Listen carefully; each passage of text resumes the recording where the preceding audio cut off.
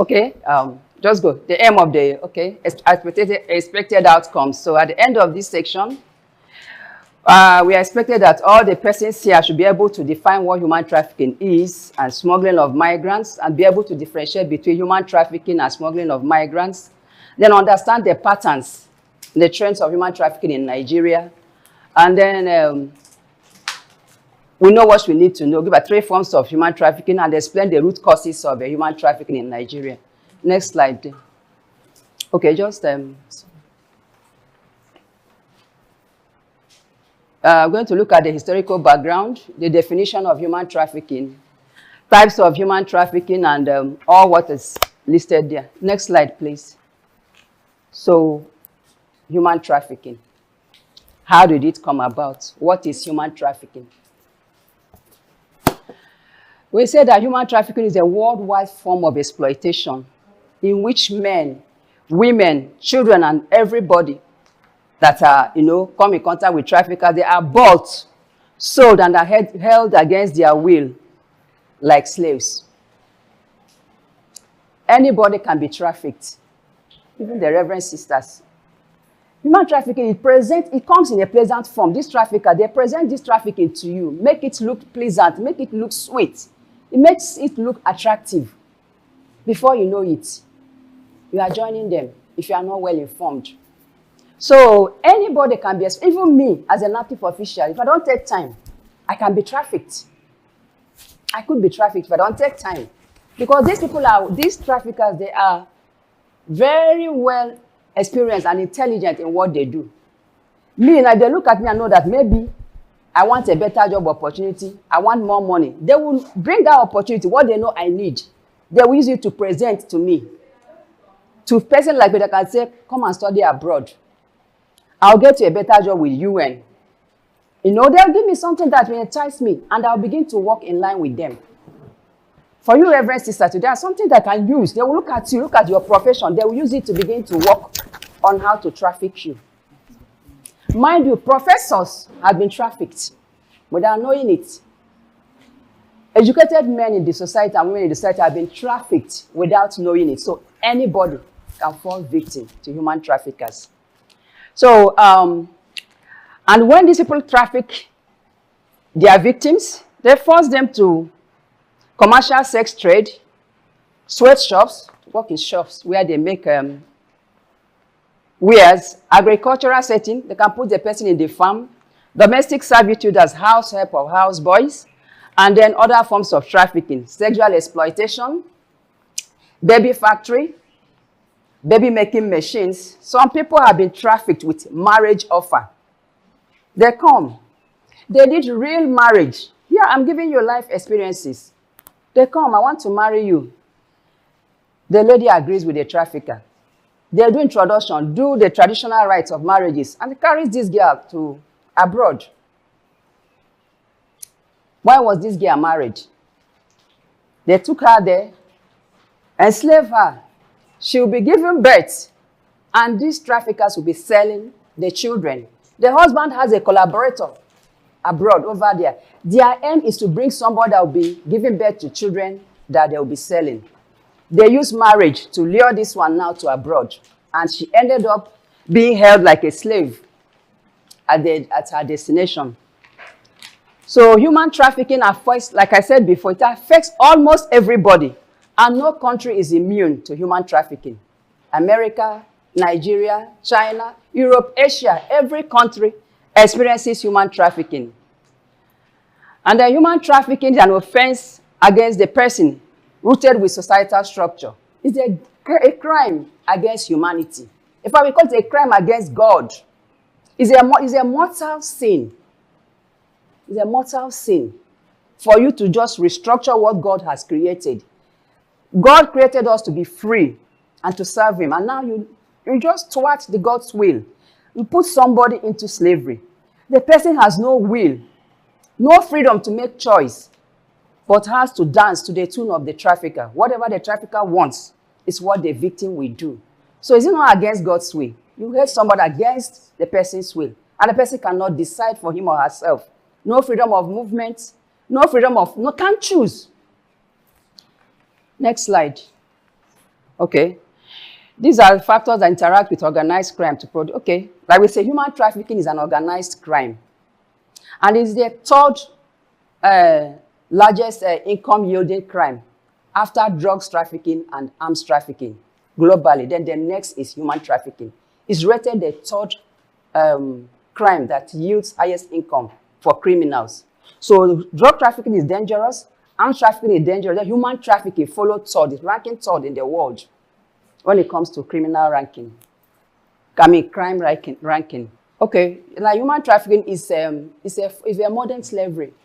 Like I said before, slave trade has ended in the centuries ago, but human trafficking has bring it back again. So it's presenting as it's a modern day slavery. It's a modern day slavery. We have ended the slave with chains and iron and forceful trade. So now we are now into, you know, refined human slavery. They will present it, it will look palatable, and the person will be walking into it, not knowing that you are walking into slavery. So trafficking in person, it was not known until in the late 90s, you know, when people begin to look deeper into what victims of human trafficking are going through. Initially, when they are repatriated to Nigeria, especially at the borders, law enforcement agents, we see them as criminals. Oh, these useless girls, you have gone abroad to disgrace yourself, disgrace your family, and now you are brought back. Prostitutes, be calling the victims all manner of all sorts of names without, as at then, trying to find out what the victims has been through or who they are and what led them into doing what they did, or the reason why they were brought back, or who was behind their trip in the first place. We were not giving consideration to them. We are focusing on them and condemning them for going out there to prostitute or bringing bad image to their countries or to Nigeria. That was until victims were seen as prostitutes or illegal migrants that were justifiably deported back to Nigeria. So, okay, I've talked about this one. So the next slide. So, human trafficking is a lucrative business, like I said before, and is a transnational organized crime, which means it happens across border. It is also an internal crime. So we have internal trafficking, we have external trafficking. Internal trafficking are the ones that happens within, the borders of a country, within Nigeria, within Ghana, within Togo. But it becomes an external or transnational trafficking when it happens between Nigeria and across the border. So it's in two forms, and two of them are deadly. Inside Nigeria, we can move somebody from ANAMBRA, even from Oka to Onitsha. It's trafficking with heavy exploitation. From Oba to Nnewi and all that. But one thing is that most of the times, internal trafficking are the most dangerous. But we don't pay close attention to it because why? It didn't happen across the border. We feel that image of the country is not at stake. No, the other country when it's happened across border, the other country will be involved. And the two countries will come together and know that something has happened. And if it's Nigeria or any country that the citizens are involved, will take the shame. So it becomes an issue. External trafficking becomes an issue because of image smearing. But internally, people don't give it too much attention. But that is where the worst form of human trafficking happens, internally. It's inside internal trafficking that we can see baby factory here in Nigeria, or in Anambra in particular, from what we have seen in our 4 years of operating here. It is here we can see, girls being put in brothels, and they are prostituting, and somebody is taking the money. Underage girls, they can be brought from Abakaliki to Anambra, from Imo to Asaba, from all parts within Nigeria. Or they can go to Benue State and bring children from Benue to Anambra and put them into exploitative jobs, exploitative duties, exploitative domestic duties. Most of the times, attentions are not being paid to this one because they are happening internally. But they are the most deadly, and they are the most deadly, unlike the external trafficking. It's not as if external trafficking is not deadly too, because girls are taken out too, boys are taken out as well. Men and women are taken out for organ harvesting, for sexual exploitation, for even enlisting the children into criminal organizations. Most of these children, when they are taken abroad, they are used to carry out other crimes, like peddling of drug in the streets, like robbery in the streets, like, you know, they can use, like child soldiers too, in the places where wars are happening. Or they can use them into agricultural settings, like where they are breaking a stone, quarry sites. Because we have seen experiences where we return children, when you look at their hands, that they use to break stone with hammer. You know that these children has gone through a lot. So, victims of trafficking, I'm looking at the second point. Victims of trafficking are rescued.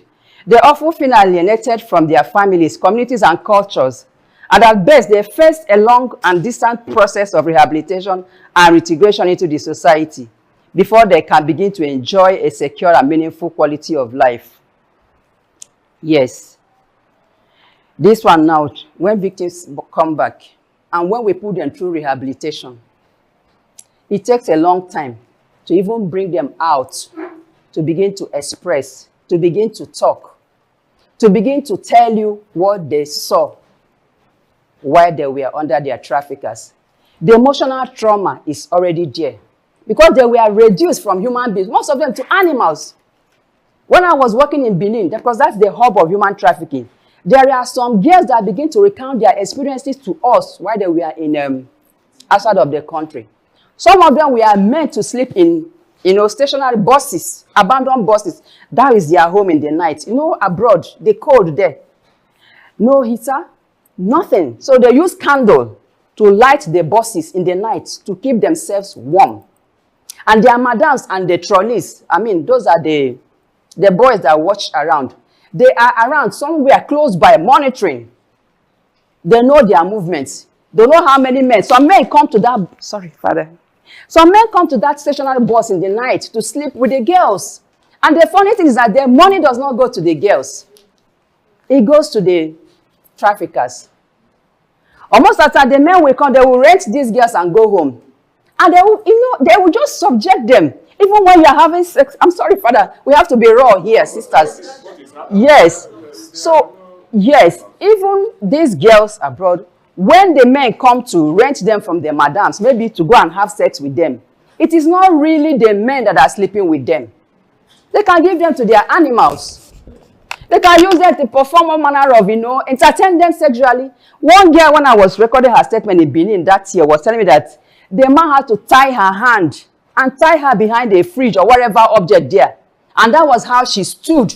And the man was doing whatever she likes with her body. So when these girls, when they go through all this trauma, and when they come back, sometimes it becomes difficult for us to break them, to even begin to talk. You see anger, wave of anger in them. You see depression. You see, in fact, they are nobody. And these kind of people, their rehabilitation takes time, and we are patient with them because we have known what they have gone through. So that's what that place is explaining. Because by then they have been far away from their communities, So many things have happened that they cannot catch up with. They don't know what is, trending in the society again and all that. So they are like animals. So it takes grace and good work to bring them back to being human beings. So this is what this human trafficking has done to most people. So now take your mind back now to before the 90s, when these girls were coming back and we are classifying them as prostitutes, pouring all manner of insults on them, without knowing that they have gone through these experiences before they return to Nigeria. But thank God for studies. It's studies like this that opened our eyes to understand what these girls have been through. And this is also going to help you when you come in contact with some girls. Most of these girls that have pregnancy out of wedlock, most of the times it's not their fault. Circumstances push them to do what they do. And most of the time, I know that Reverend sisters, they have homes too where these girls are kept. So when you are dealing with them, put care into it. Because I have situations too where some of the girls I put in their homes where Reverend sisters run, they are being called names. You are a prostitute. Why did you do this? Why did you? By some reverence? I'm sorry. But please, you talk to your members. Most of the times, we need soft words, words of, encouragement that there can be somebody again. Life does not end there. That is what brings them back to life when they pass through that trauma phase and begin to recover. Those things help them to quickly recover. But when we are putting back what they went through to their face, it will help them to relapse. They will not even talk to you. They can take the anger out to the society. They can become bad, even they return to Nigeria. They can go into drugs. They can join armed robbers. They can begin to destroy society because of the anger in them. Some of them come back with diseases. They may want to give it back to the society. I caught HIV there. So all the men must collect. So we try to, that's what we do at rehabilitation stage. We try to take it easy with them, that is not the end of their life. Maybe we'll come to rehabilitation. Okay. Have you done? Okay. Okay. Next slide. Okay. Now we'll come to definition of human trafficking. In a layman's language, because we have what we call Palermo definition, that's the UN definition of human trafficking. And we have the layman, the one that we can tell everybody and they pass. In a layman's language, human trafficking means when you use force, deception, false promises to get somebody, a boy, a girl, a man, an old woman, you move her from her place of comfort, and she follows the person to a place where you promised her heaven and earth. And on getting there, what the person is seeing is not what was promised. It is exploitation. So that is layman's language of human trafficking. You move somebody with deceit and bring the person where you can exploit the person. That is human trafficking. But for standard definition of human trafficking, that is the Palermo definition. That Palermo is, that thing was defined in 2020. Palermo is in Italy. Am I right? It is in Italy. So that was where they met. That was why it's called Palermo. Sorry, it's a town in Italy. That was where they met. They had a meeting, the UN and all that, to give human trafficking a definition as the recruitment, transportation, transfer, and harboring, or receipt of person by means of threat or use of force or other forms of coercion, of abduction, you can capture the person, of fraud, of deception, of the abuse of power or position of vulnerability. That's the girls that are coming from poor background. You see that they are poor. Then you use it to begin to cook story for them to be trafficked. Or the having or receiving of payments or benefits to achieve the consent of a person having control of another person for the purpose of exploitation. The long and short, the aim of human trafficking is just exploitation, to exploit the victim. No matter the sweet story the trafficker might tell, the sole aim is the person is going to be exploited. And when that person is exploited, that is when we can conclude that human trafficking has taken place. So exploitation shall include, at the minimum, the exploitation of prostitution of others or other forms of exploitation, forced labor or services, slavery or practices similar to slavery, servitude or removal of organ. All these things are exploitation. That forms human trafficking. So apart from the 19th century slavery, that had Nigeria's involvement on the considerate scale, modern day slavery also exists in Nigeria, just like we have said. So,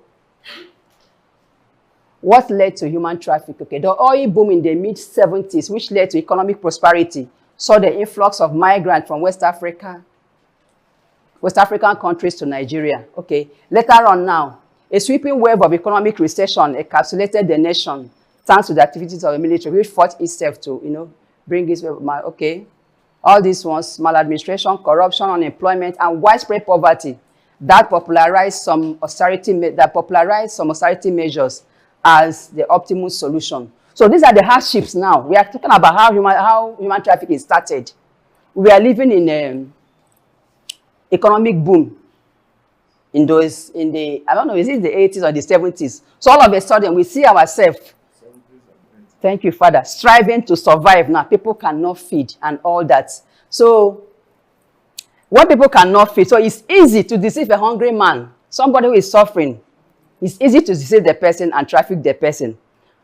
So much more than somebody who is, living well. It's not as if that person cannot be deceived, but the chances are high to deceive somebody who is suffering and put the person to trafficking. So the economic confusion led to the internal and cross-border movement of Nigerians in search of better living conditions. As the economic class distinction that emanated thereof brought about corruption in high places.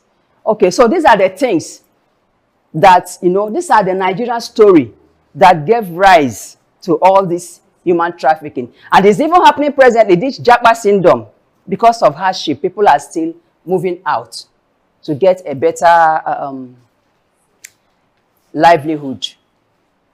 So with a population estimation of almost 200 million Nigerians and the status of an outstanding oil producing nation, Nigeria still wallows in the web of poverty with the resultant negative effects of street begging, domestic labor, debt bondage, teenage prostitution, forced labor, and other exploitative techniques, tendencies.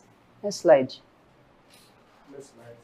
Okay, so human trafficking in Nigeria started in the 1980s with a recording high influx of migrant workers from West African sub-region, especially from Nigeria to Italy, to work in the then booming tomato factory. If we can remember the stories of human trafficking, it revolves around Italy.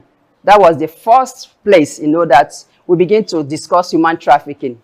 That was when, because of this economic recession in Nigeria then, so people are looking for means of livelihood, and they saw Italy. There was a time they have tomato, farming boom in Italy, and they were looking for workers that will work in their factory.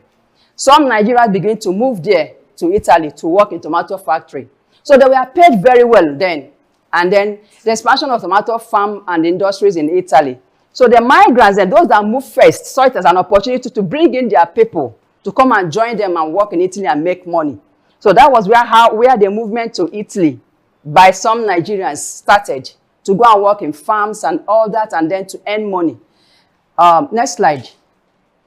So the fortunes of tomato then dwindled in a couple of years, and there was no tangible work in sight. So some of the migrant workers, they cash in on yet another window of opportunity. So those with criminal minds now, as the tomato farm was not booming, the criminality in them began to come out. So they begin, what next can we think? Some of them took to crime to make quick money. Some of them got into illegal drug trade, small arms dealing, in collaboration with the dreaded Italian mafia. Then Then some of the Nigerian migrant workers who felt they can exercise reasonable degree, those that migrated earlier, they don't get ground in Italy now. They can still form their own syndicate in Italy and begin to practice crime too. So then in Italy, I think we have the Nigerian mafia too in Italy. And then there is the Italian mafia. Next slide. So the Nigerian mafia, they were operating their own level. Italian mafia was operating in their own level. So the Nigerian mafia, and I think they went on to diversify their own operation by including exploitative sex trade. So the Nigerian people now, a criminal, is like a businessman. You want to have chains of businesses. You have to have multiple business ventures. So apart from running the street and arms and stealing and whatnot, they thought about, let's bring in girls that will still, as prostitutes, and then we make more money. That was how this thought of, bringing girls to Italy started. And it was really working for them. They were making a whole lot of money. If you have worked in Edo City, you understand what I'm saying.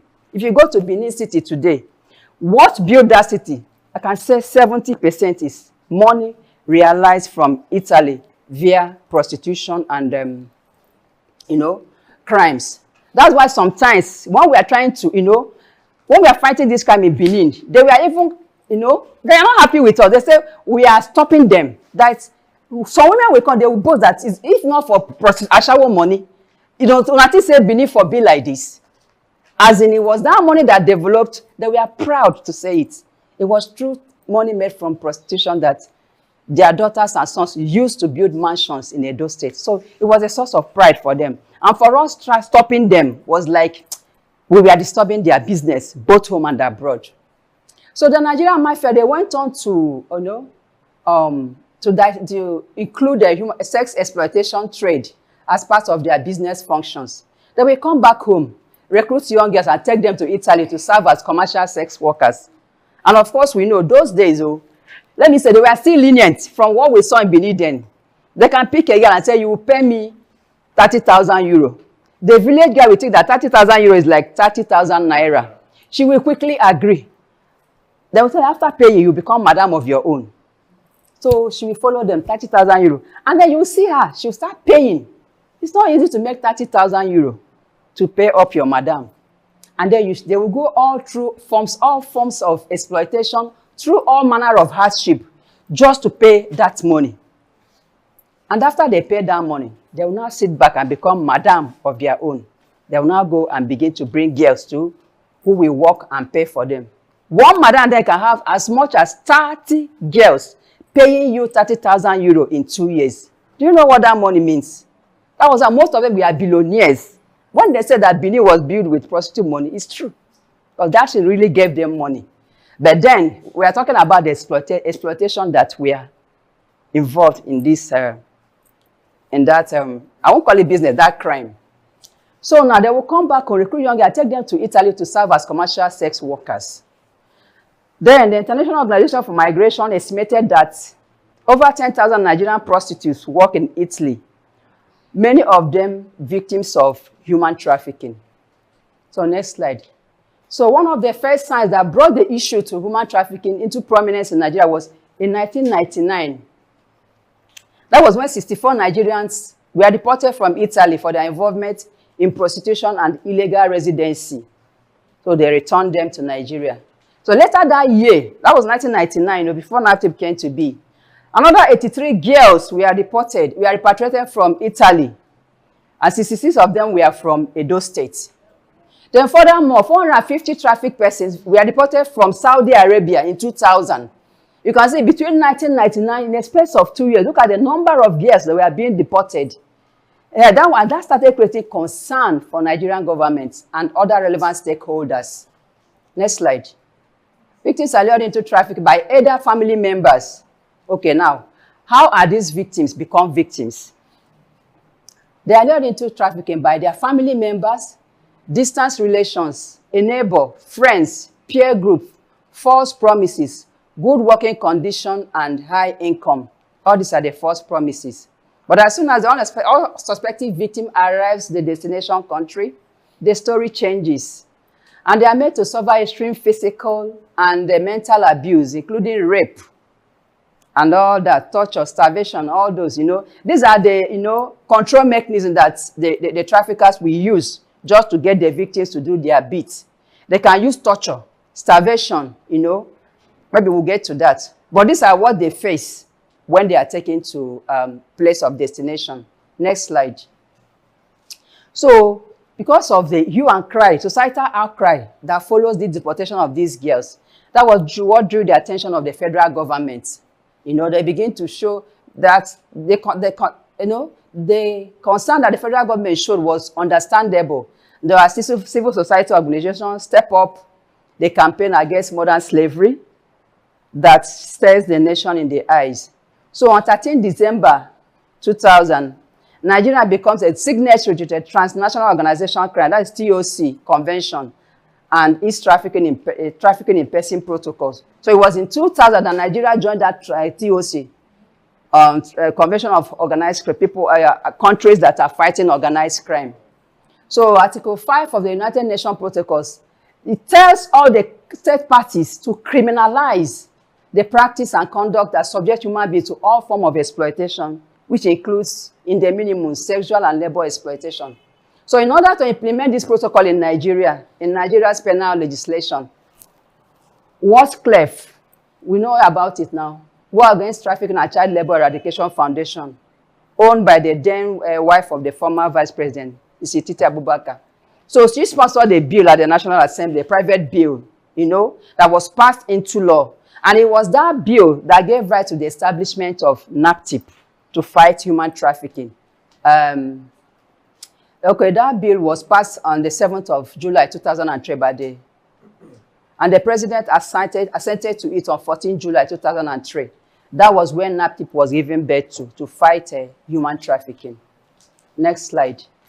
So now we talk about what are the constituent elements of human trafficking.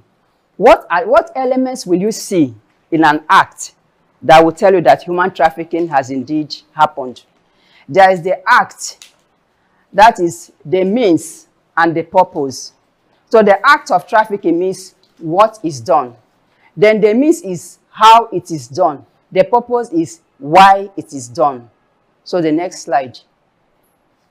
So these are the constituent elements now broken down. What the act, the means, and the purpose. These are the three constituent elements of human trafficking: the act, the means, and the purpose. So when you come to the act element, what are involved in the act? What act will somebody perform? Now you know that human trafficking is coming up. There is recruitment. People are recruited. There is transportation. Those recruited are being moved. They are being transported, either by leg, by car, by aeroplane, but there is movement.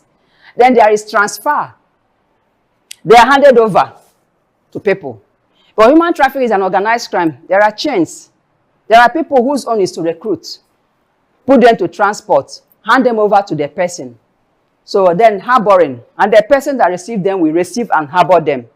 This is the first stage. And then there is a harboring or received.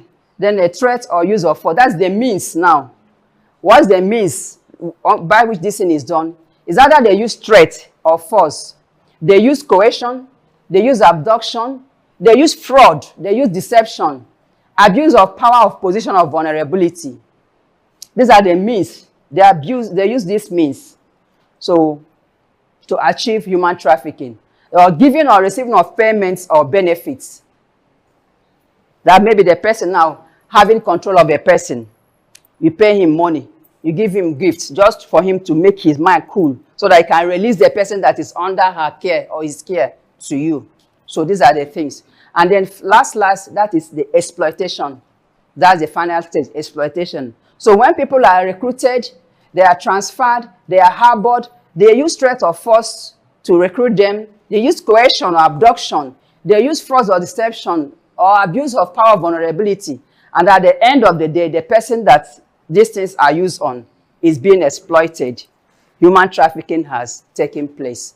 So the three constituent elements are the act, the means, and the purpose. What was done? How was it done? And why was it done? This constitutes human trafficking. So the ways that victims are exploited, some of the exploitation that victims of human trafficking encounter. There is sexual exploitation. There is labor exploitation. There is organ harvesting. There is slavery and slave-like practices.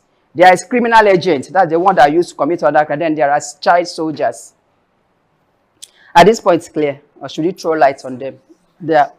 Okay. Okay, child soldier. Maybe in the places where they are fighting war. Do you understand? They will recruit children. They may not likely carry gun. They may be used as agents that they will send, go and buy food. Go and buy for the people fighting the war. Whether they carry gun or they don't carry gun, as long as they are enabling the fighters of the war, they are categorized as child soldiers. You are using them, go and buy cigar for us where they fight. Go buy food, come. And the child is with them. He may not carry gun. So he's running errands for the people fighting the war. It's part of child soldiering. Okay. Magnitude of the problem. So human trafficking is a high-profile, low-risk type of business. Crime. Yes, crime. Sorry. Business because of the human trafficking, but it's a crime. It's a high profit and low-risk type of business. Do you know why it's high profit, low risk? Because human trafficking is difficult to detect except you have an ego eyes or you have been taught on what to look out for. As long as you can't see two people moving. Father, me and you may be moving now. They don't know that I'm trafficking you. But movement is normal. Father and sister, they are moving together, but I'm going to traffic father. So anybody saying no will not suspect that anything is going to happen because movement is normal. So no say that risk is low. Nobody will suspect. I'm not, using gun to say, Father, follow me. But I have told Father different lies and stories which Father has believed and bought. So Father is going to El Dorado, where he's going to, enjoy. So with that in his mind, but me, I know what is in my mind. I'm going to exploit Father at the end. Father is going with me. We might be gisting. So people seeing us will not know that I'm trafficking Father. So it's normal, we are moving. So if police even see me and Father, they are not going to check us. So that risk is low. There's no risk in most instances. Do you understand? And then when I took Father to destination, Father is going to make money for me. Do you see it now? The risk is low, but the profit I'm going to get is very high. Do you understand? This is just an example. So that is why it's called high profit and low risk type of crime. So it is difficult to detect because it's carried out in the course of people moving from one place to the other in pursuit of various goals, be they economic, social, or political, or otherwise. It is estimated that international trafficking earns over $150 billion annually. This figure that amount may have increased because we did this study some years back. So it might be higher than this. And it competes in terms of profit favorably with drug and crime. So they are making, you see how drug makes money now? Drug money. So the same way as women trafficking money. Example of what is being done in Edo State. The money they realize that they use to build mansions. So that is how profitable human trafficking can be. So it is estimated that, all right. In the year 2012, a key finding by United Nations Office on Drug and Crime revealed that women and girls account for 75% of all trafficking victims detected globally. Yes, women and girls are mostly affected. But it's not as if everybody is not affected, but they are the most vulnerable. That's why there is rose to 75% in terms of ranking. So next slide, please. Okay.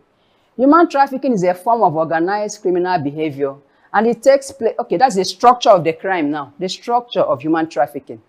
You know that human trafficking, some universities are studying human trafficking, do you know, in the UK, to tell you how bad, how grievous it is, that they have to put it to study to know why. So from studies carried out so far, the structure of the crime, it's a form of organized criminal behavior, and it takes place within certain identified structure, which can be methodical, geographical, or commercial ventures.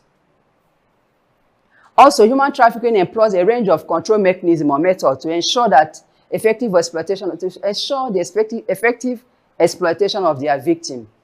So you talk about the methodical, the geographical, and the commercial imperative.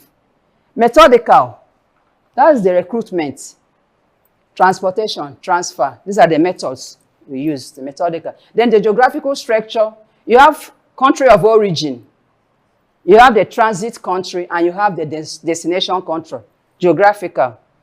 For external trafficking, that's a country of origin could be Nigeria. For somebody going to maybe, let's say, Netherlands, you will transit maybe through the UK and then get to Holland. So there's a country of origin, there is transit, and there is destination country. Then for internal trafficking, as for external and internal trafficking, national and international. So for internal trafficking, too, there is origin. That's where the victims are being taken from. And there is transit, the route they pass the victim through, from one state to the other. Maybe from Benue, Enugu could be a transit route, and then Anambra, Oka could be the destination, Onitsha. So transit, origin, transit, and destination, that's the geographical structure for both internal and external trafficking. Then we talk about the commercial imperative. Human traffickers, they do business, they add business to the trafficking. Sometimes they make advertisements. Good. There is a job of a shop girl or shop assistant needed, or a babysitters needed in Italy. They can put the poster, they can put flyers and paste it on the wall. If you are interested, contact this number. They have made their advert, and people will go, they will contact. And then there is transportation. And when do you want to move the victim, they will transport them. There's accommodation. And as they are doing this thing, their money is being exchanged. That's the commercial implication of it. Advertising is, they use money. They go to internet too to advertise. They use money to print the banners, the flyers. So, and then in accommodation, they pay hotel accommodation for those of them transiting. And then there's financial transaction. The traffickers will pay, the victims will pay the traffickers. And the traffickers too will pay for transportation, accommodation, and all that. So there is a commercial imperative in it. Then there's control mechanism in human trafficking, where the trafficker use violence, threats, deception, and all that just to subdue the victims to achieve their aim. Next slide. Types of human trafficking. Okay, there are basically two types of human trafficking, internal and external trafficking. We have talked about this. And then, next slide. Indicators for identifying victims of human trafficking. Good. So these indicators is not only limited to this. There could be more to this. But these are some of the ones that we have cited. So some of these indicators, they are red flags, you know, to refer to those physical and behavioral signs that are exhibited by potential victims of human trafficking. Some of these indicators will be present in some human trafficking situations and not in others. The presence or absence of indicators does not mean that human trafficking has been established. Rather, the presence of indicators should lead to further investigation. Victims of trafficking can be found in various situations. You can play a role in identifying victims of trafficking. Yes, sorry, go back to the other slide. Like the second point there, the presence of these indicators, it doesn't really mean. You can see the indicators, maybe we will still tell them. When you see them, does not mean that human trafficking has happened. Do you understand? But it's a sign, it's a red flag to show that this could be. Maybe at the end it is not, but it's a sign that you will see. You alert the law enforcement agencies so that when we investigate, we can now know whether it is or not. But most of the time, so there are times they will call us, Madam, we see 3 girls in a bus. They are traveling alone. And we suspect. Sometimes they will drop them. And when we go there, we investigate. It's an indicator. But that human trafficking, it has not actually taken place. But maybe if they have moved further, they could have been trafficked. So what we do is we disrupt, we return them. Human trafficking does not happen. We can't charge. We can't prosecute because the act did not complete. But what we have succeeded in doing is just to stop the act. We disrupted it. Because sometimes some people might call NAPTIP. We brought a case. We saw 2 girls moving. NAPTIP could not charge. They could not fight the trafficker. Why didn't we charge? Because we have not, the trafficking is not, it didn't complete. The cycle of trafficking did not complete. But what you and I did was to stop it from happening. Do you understand? So most of the times, sisters, you might bring case to us that looks like this. And when we tell you that we didn't charge or there's no trafficking, you will say, So what did you teach us now? We saw trafficking case and you couldn't charge. So most of the times, it's a sign, but it didn't happen. So we succeeded in stopping it from happening. And then, you know, it gives us the room to investigate further or to place an eye on what is happening in that area. It could lead us to make actual finding of human trafficking activity. So, okay. The general indicators of human trafficking. Can you go back to the slide before this? Let me see. Okay. Okay, victims of trafficking can be found in various situations. You can play a role in identifying victims of trafficking. So, next slide. So what will you see in people that make you believe that this could be a human trafficking issue? So they believe that they must work against their will. That's for those now, those ones that have been, you know, trafficked. Their mind has been conditioned now. Their own is to work. So that is their belief now. We must work. They ask us, we must work. They don't have a say. So it's an indicator that this is a victim of human trafficking. They are unable to leave their work environment because instruction has been given to them. Never you step out of the 4 walls of this compound. And they will not move because they know that if they move, they know the consequences. So it's an indicator that this person is a human trafficker. Or they show sign that their movements are being controlled. Even when you are talking to them, they are fidgeting. They are afraid. They are looking here and there. So you know that they know that somebody is monitoring them. And then they feel they cannot leave. In fact, they can't go. I don't have where to go to now. I'm here, I'm here. They show sign of fear and anxiety. They are subjected to violence or threat of violence against themselves or against their family members or loved ones. Subjected to violence or threat of violence, yes. We have seen cases like this too, where traffickers are threatening the family of the victim. From Italy to family of victim in Benin, in Oka, the traffickers are threatening.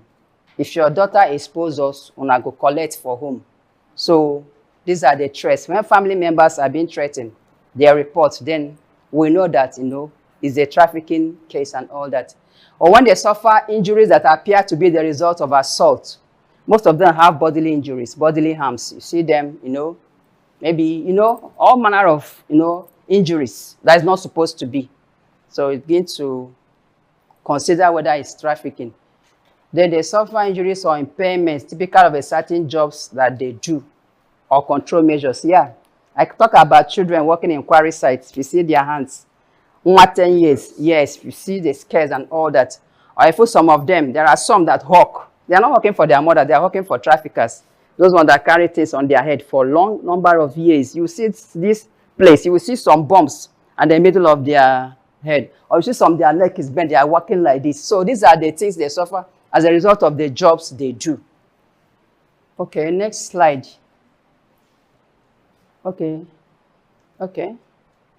Okay, suffer injuries that appear to, they are distrustful of the authorities. Because their madam is always threatening them. I will call police for you. Because they don't know their rights. I will call the police for you. Or don't tell the police. So for those that are in Italy, if you tell the police, they'll return you back to Nigeria. Some of them don't even want to go back home. So they are distrustful. Even when the police is talking to them, or NAPTIP is talking to them, they want to find out what is happening. They find it difficult to open up to law enforcement agencies. They'll be threatened with being handed over to the authorities, same way. For those of them that are abroad, if you do too much, I hand you to police and they will deport you. And some of them don't want to come back to Nigeria because they have not made the money that pushed them out to go to Italy. Some of them are not in possession of their passports or other travel documents. Their madams will seize their passports and all that. So maybe when you intercept them there and begin to ask questions, we know that some of them, they don't even know where their travel documents are. They have false identity or false travel documents. They're found in connection. They've be found in or connected to types of location likely to be used for exploitation and for people. Yes. Maybe in this place now, we know Abakaliki Street. We know that if we go there in Oka, we know what we see there. Maybe when you see a girl always walking there in the night, you begin to think, okay, when you begin to ask questions, she might be a prostitute working for herself. She might be a prostitute working for madam. So when we go in places of sexual exploitation, when we go there, we know we are going to see girls. Most of them are working for madams. Okay. Possession of their, Be unfamiliar with the local languages because they are brought in from other places. They don't even know where they are, the language of the place they are. They are not known, they not know their home or work address because they push them come out in the morning, they push them back in the night. When you ask for addresses, they don't know. Only that somebody brought them to work and at the end of the day, they return them back.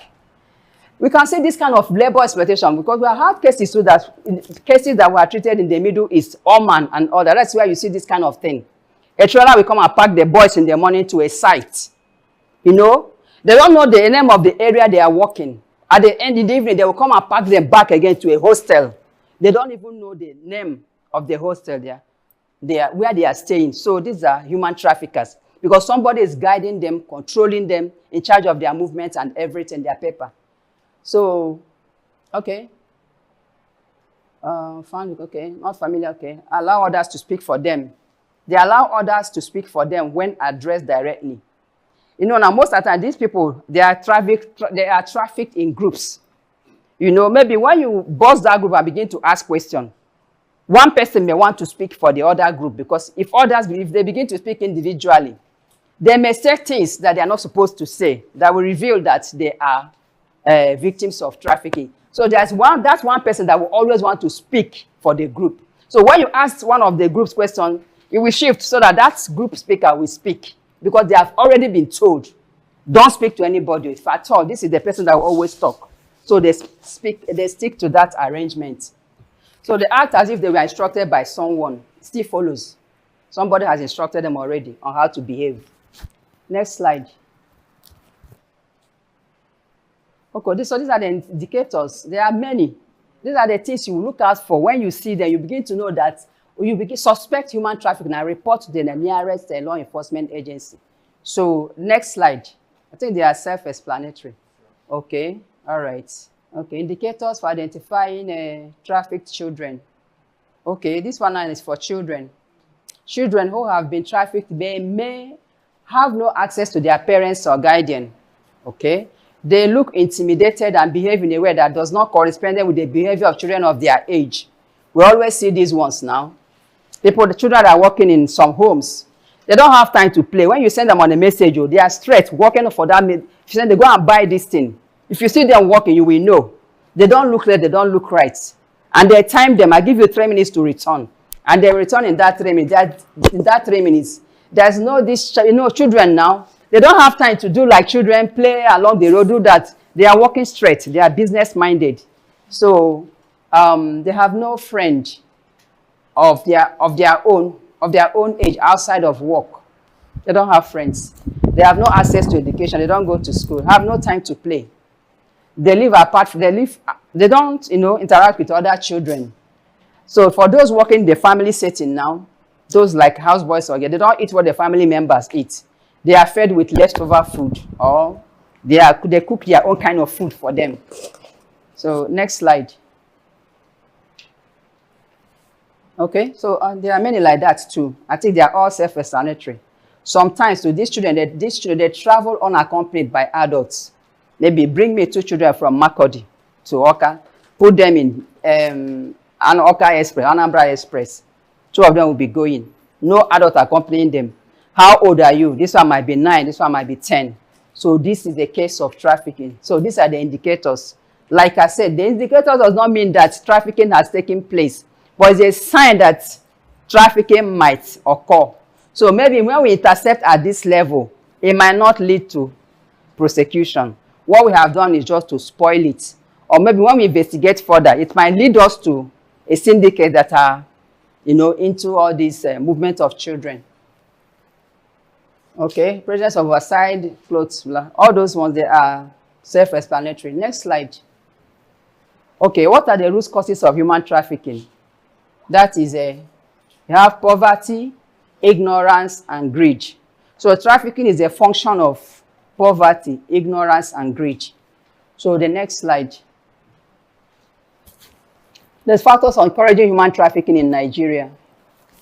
Okay, human trafficking is the result of factors that supply the potential victims out of their homes and the factors that demand the victims of trafficking into other countries. So we call it the push and pull factor. The push and pull factor. What is that in pushing them out from the environment? And what is that in pulling them into a new environment? Do you understand? Most of the times, we have seen poverty, ignorance, dispossession of property, insecurity, and then some people running away from some harmful traditional practices. These are the factors that make people to run away from their village, from their homes, and running because they don't want to experience what's about to happen to them. Then the pull factors. Maybe now people going to the city or going to abroad. The grass is greener there now. There's a better living condition there. There's money in abroad. There's money in Onitsha. There's money. There's this. There's better life condition. So these are the things pulling them to that place. And most of the times too, for those working in the sex industry, there's high sex demand abroad. You understand? So we are told. Maybe it's for black girls or whatever. These are the factors that are pulling them. And human traffickers are catching in on this to import girls into the Oyibo country to satisfy their sexual desires. So trafficking in person has been facilitated by porous borders and advanced communication technologies, making the crime transnational and highly lucrative. But now our border, some borders are porous, so it's easy to move people across the border without being questioned. And then with the phone or use of mobile phone, you can do Facebook, internet, and other people can Google and see things they begin to communicate with traffickers in any location. Before you know it, they are being lured to move. Okay. The following are excluded but not. Okay, next slide. Okay, factors of supply and demand. Okay, that's what we have already explained. That's the push and the pull factor. The globalization and then globalization as a result of blah, blah, all those ones now. So they are self-explanatory. But it doesn't follow like this. It's not as if globalization and resultant this thing. This is not the resultant push factor. We just enlisted them. Next slide. Okay. So this is still talking about this push and pull factor. Then the next slide. Okay, these are the crimes associated with human trafficking. So when we are investigating cases of human trafficking, we come across these crimes, but it doesn't necessarily mean that they are human trafficking crime. But inside that human trafficking crime, these crimes may have been committed alongside men performing the activities of human trafficking, like forgery. They forge documents for the victims and all that. Sales of babies, yes, is a human trafficking crime. Sometimes the victims give birth and they sell the babies along. But now, I think, okay, the sale of babies in the act now, it has become a human trafficking crime now, sale of babies. Our act has embedded it to be punishable as a human trafficking offense. Domestic servitude, criminal intimidation, kidnapping, abduction, indecent assault, organ harvesting, rituals, corruption, criminal, all these ones. They are crimes that can be associated with human trafficking, but not necessarily human trafficking. So most of the time, when we come across these criminal activities too, we isolate them from the crime, from the case we are investigating, and hand over to the appropriate authorities to continue. While we are charging human trafficking, the EFCC can be charging them for money laundering, police can be charging for murder, and then the relevant agencies can be charging, the immigration can be charging for document falsification and all that. So these are the crimes, you know, that are found in human trafficking. Next slide. So in conclusion, increasing level of poverty, unemployment, and all this, you know, intolerance, economic disparity between countries, as well as threat of climate change and its associated impact, are all key factors that drive trafficking in persons. We must all join hands to fight human trafficking. So I want you to open another, there's another slide there, sorry. So this is about human trafficking. So I want to quickly go to risk consequences of human trafficking. Okay, all right. So we don't know what risk is. Just go on. Okay. We have defined human trafficking, okay, as a modern day slavery. You know, this is how it happened in the late centuries, and this is how it's happening now. Our hearts, our chain is chained to the traffickers. Okay. What are the magnitude of the crime? We have said it before. It's a high-profile, low-risk type of crime, difficult to detect. Okay, go to the next slide. Okay, this is how. This is people moving. You know. That's a balloon boat. People are using it from Libya to cross to Italy. This is a real-life situation, real-life story. And most of the time, this balloon bursts and people, you know, get submerged into water. So these are children, how they are packing children. I think we remember this story, is it in 2015 or so, where they are packing children from the north. All these are children. They are moving them to where they are going to be sold and distributed as house help and all whatnot. And most of the time, these children don't return alive. Some of them die while in the process of serving, where they are serving as trafficked victims. Next slide.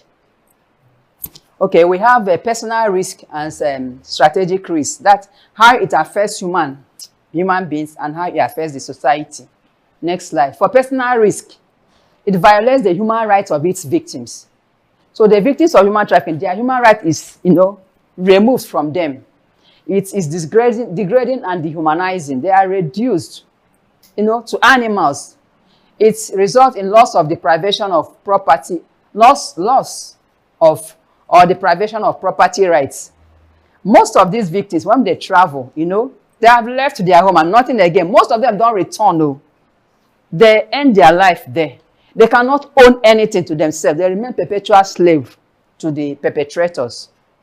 Okay, it results in personal health risk. Yes, some of them have returned with various diseases, HIV, AIDS, tuberculosis, and other venereal diseases. Some of them have had physical deformation and all that.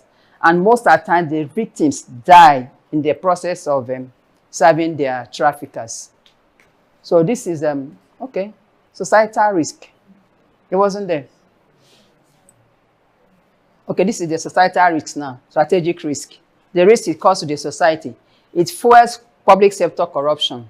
Most of the time, these human traffickers now, when you are investigating their cases, they may want to bribe the law enforcement, you know, to be lenient on them. For those that are not, you know, they don't know their worth, they will be easily corrupted by these human traffickers. Or even when you intercept them at the border, they will pay money and you allow them, they move their way. It's increasing public sector corruption. So it fuels irregular migration. People are moving without documents and without proper documentation. So it's irregular migration. And it's another crime of its own. When you get to a destination country and you don't have the required documents to be in that country, you are violating the migration law. So as an organized crime, it can diversify into other types of other types of crimes. We have said this before. It's an organized crime. Drug pushers, they are, you know, they are business partners, business unquote, with human traffickers, with arms trafficking, with other forms of, you know, criminals. So it's an organized crime. So it can diversify into other types of criminal activities. A person that was trafficked can be given to a drug trafficker to serve as a boy that will be peddling drugs, and for people selling arms. So human trafficking can give birth to other forms of crime, and it can lead to the spread of HIV and AIDS and all that. And at the same time, and lastly, it has tarnished the image of Nigeria. Sometimes there was a time Nigeria was known as a human trafficking country and all that and all that. You know, it undermines human capital development. So most of these people traffic, they are talented people. They are intelligent people, brilliant people that if they had stayed back in Nigeria and get the relevant training, would have had good handcraftsmen, people that can build houses, good engineers, people that could have become reverend fathers, doctors, people that have become, I know, meaningful citizens of the country. But human trafficking has destroyed their potentials, which they can never achieve again. And they can use to future insecurity through societal breakdown. Do you understand? When these people are being trafficked, you can use them to cause commotion. Look at Fulani herdsmen everywhere. They are being brought into the country, causing mayhem too. Just like when some Nigerians go outside too, other criminals will cash in on them and use them to be causing terrorism in other countries where they found themselves. So it promotes money laundering and other financial crimes which can distort the economy, yes. Because too much money is being made, you know. Movement of money in and out. Nobody knows how money flows. Even corrupt politicians can use human traffickers to launder money out of the country and inside of the country, just like that. So it can bring about negative image to Nigeria. It has painted Nigeria with so many bad names and bad records in the past, even till now. So that is why government is not relying or relenting in fighting human trafficking. Next slide. Okay, way forward. The 5P strategic approach. What are the 5 Ps? Prevention, we have to prevent human trafficking. Protection, prevention by going to public enlightenment, sensitization campaigns, talking to people about human trafficking and how to stop it and how to detect it and who to report to. Then we have protection. The victims of trafficking, we have to rescue them, rehabilitate them, and bring them back to life and then reintegrate them into society to become meaningful. Then we talk about prosecution. We have to prosecute those criminals. Because if you don't prosecute, you have to prosecute to set example and to deter others from engaging in the crime. Then partnership. We have to work with relevant bodies like we are partnering now. Because when I talk to you, you talk to another person talks to another person. Everybody becomes aware of how to fight and stop human trafficking. Then the 5th P is the policy. You know, maybe from engagement of stakeholders and others, we can come up with policy, suggestions to government that will make them to make a good policy on how to better the society, encourage youths, empower youth so that they will not be, prey to human traffickers. Then consistent collaboration. Yes, we always collaborate, work together with law enforcement agencies, police, immigration, civil societies organization, religious bodies, all NGOs, we collaborate to fight human trafficking. Engagement of stakeholders, yes, all of us come together, talk about it, human trafficking, from time to time. Then private sector involvement too, like the private sectors too. You can support any program that involves human trafficking fight. You can support oppression. You can support victim rehabilitation. You can support empowerment of victims, building of schools, anything that can get people busy in a positive form to, to prevent them from falling into the hands of human traffickers. Next slide. Conclusion. Okay. Combating human trafficking requires the expertise and resources of many stakeholders. While government institutions may not be able to completely raise the impact of human trafficking on victims, they can facilitate the provision of quality and professional assistance and services that support the wholesome integration of victims into the society. I think we stop it here at the moment. Thank you.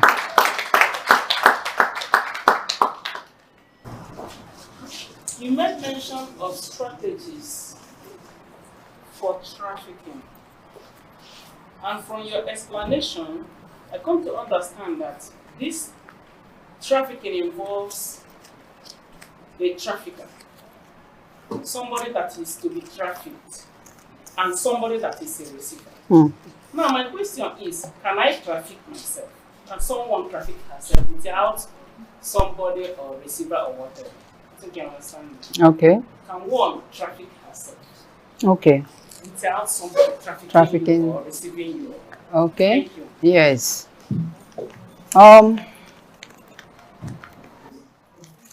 We said that the sole aim of trafficking is what? To exploit the person. Do you understand?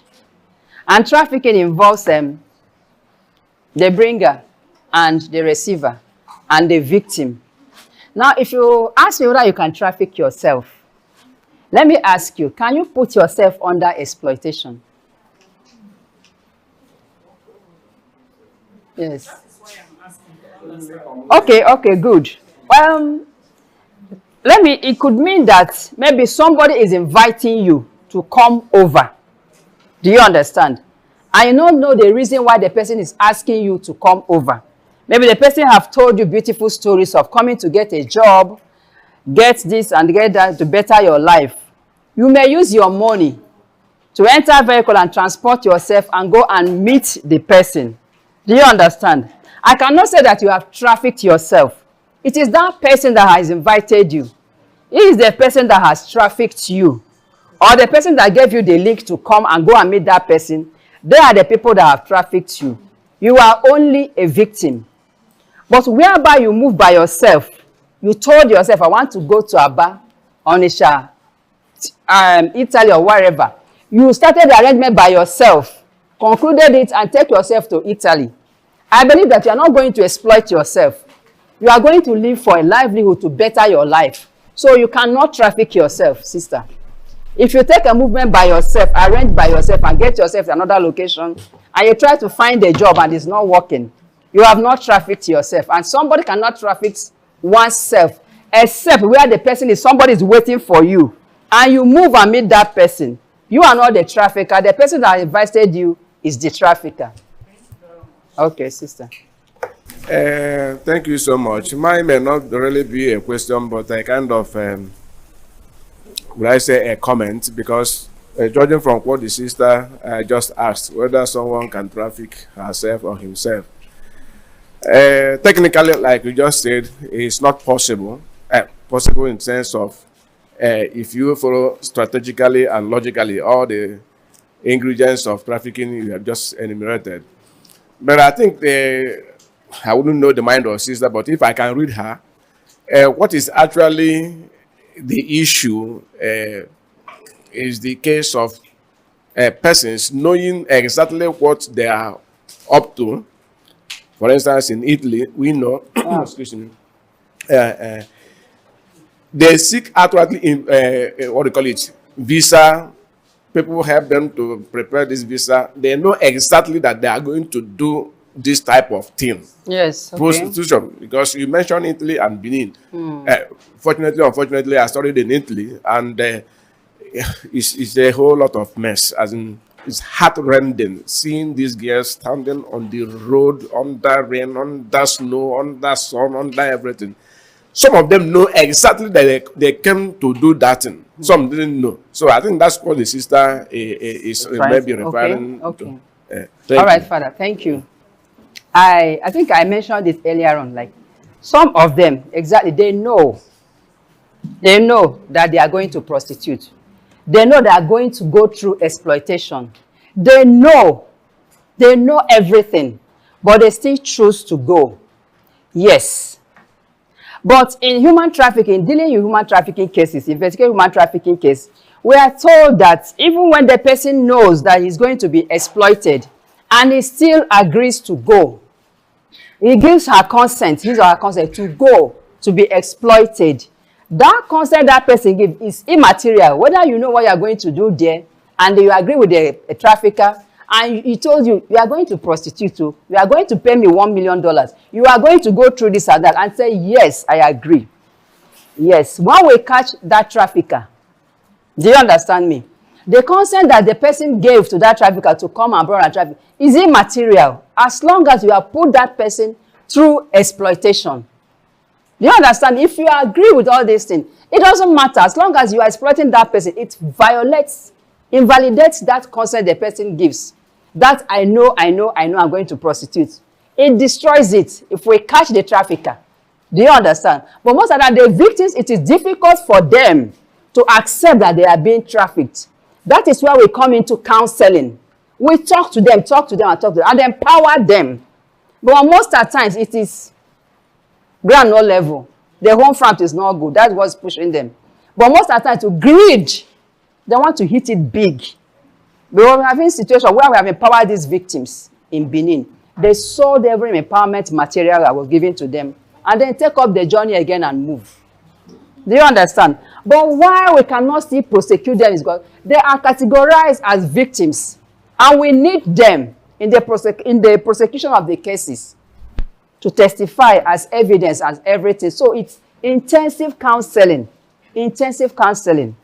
But for the person that have told her, come over, and she said yes, that consent given is not recognized by law because exploitation is the basis of that movement. You understand, sister? Okay. Thank you so much. My question has been answered, but I still like this empowerment.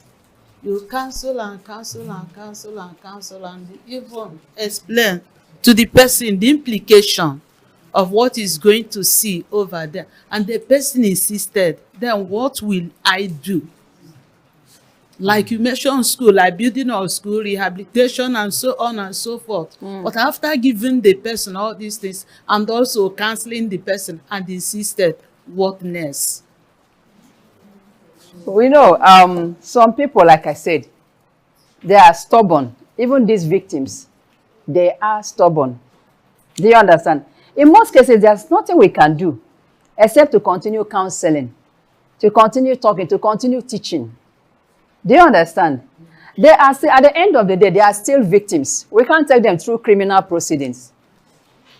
Do you understand, sister? So what we do, we continue counseling. We continue. We cannot give up on them. We continue talking. Because most of the time, when they go the second time, they fall into trap. And then when it hits them, they will now relax. But until they have gone into something that hurts them, they will not learn their lessons. Yes, thank you, Father. Yes. Most of the times, when I worked in Benin, we do prayer section. We do exorcism on them. Most of them are possessed by evil spirits. For real. We do prayer section, we do counsel, we do exorcism on them. And then most of the time, it works. Prayer works too. That will bring religion into counseling. The two comes together. We bring religion and counseling together. It has worked. It has helped most of them in many instances.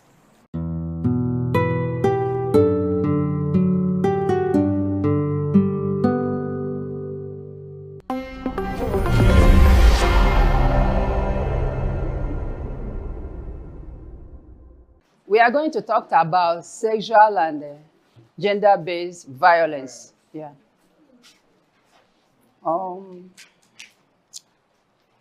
Okay. Sexual and gender-based violence.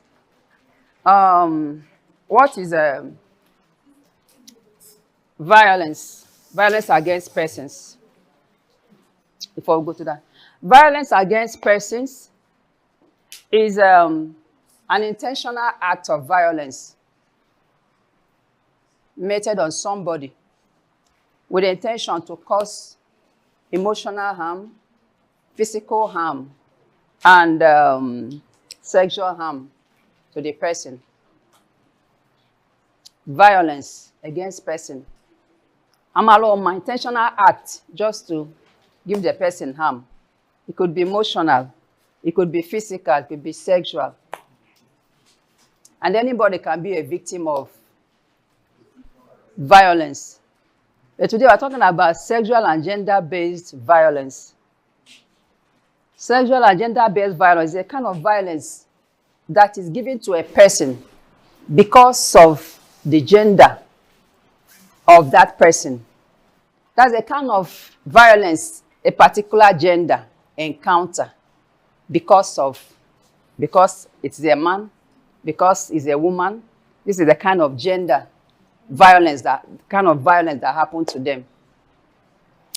Widowhood practice, genital mutilation, human trafficking too. All these are forms of gender-based violence. Husband beating wife, wife beating husband. Is it a gender-based violence? We'll find out. Okay, next slide. Next slide. Okay. When I'm talking about gender-based violence, following the principles of the United Declaration of Human Rights. So Article 1 of Human Rights, Article 1 of that gender-based violence says that all human beings are born free and equal, with equal dignity and rights. So Article 3 also stated that everyone has the right to life, liberty, security of persons. The article number 5 also stated that no one shall be subjected to torture or to cruel, inhuman, or degrading treatment or punishment. Think of these articles of Human Rights Declaration. So next slide. We'll go back. Okay. According to the United Nations Fund of Population, violence against women and girls or sexual and gender-based violence is one of the most prevalent human rights violations in the world. It knows no social, economic, national boundaries. So this violence against women and girls is one of the most prevalent in human rights, in the history of human rights violation. And this violation can happen to anybody, irrespective of your class, your status, social status, whether you are rich or poor. From Nigeria, Cote d'Ivoire, Ivory Coast, Italy, America, anybody can be violated. So it knows no boundary. Next slide. The consequences of this sexual and gender-based violence is that it undermines health, dignity, security, and autonomy of its victims. Can cause health implications. It has health implications. Erodes the dignity as a woman or as a man, your security and your autonomy. Yet, because nobody talks about it, most of the time sexual violence or a woman beating their husband, most of this violence, nobody wants to talk about them because of what? Shame. Nobody wants to be shamed. And because of societal approach, how they treat victims of this violence. If they speak out most of the time, they will become objects of ridicule, even by law enforcement agencies. Nobody wants to have anything to do with them, especially the girls that are raped. Nobody will want to marry them. The family will say, shut up, don't speak. And for the husband that the wife beats, he doesn't want to speak. It will be a shame before the woman now that the wife is beating you. You become an object of ridicule and all that. And for the wife too, you want to cover the husband, you want to tell the family, maybe because of the threat. If you speak out, I kill you, and all that. Then sometimes, what about my children? I don't want them to face embarrassment in schools. I don't want the school to mock them, to make mockery of them because their father and their mother fights all the time. So everybody is keeping violence. And the more we keep quiet, the more it continues in the society. And if care is not taken, it will become the order of the day in society.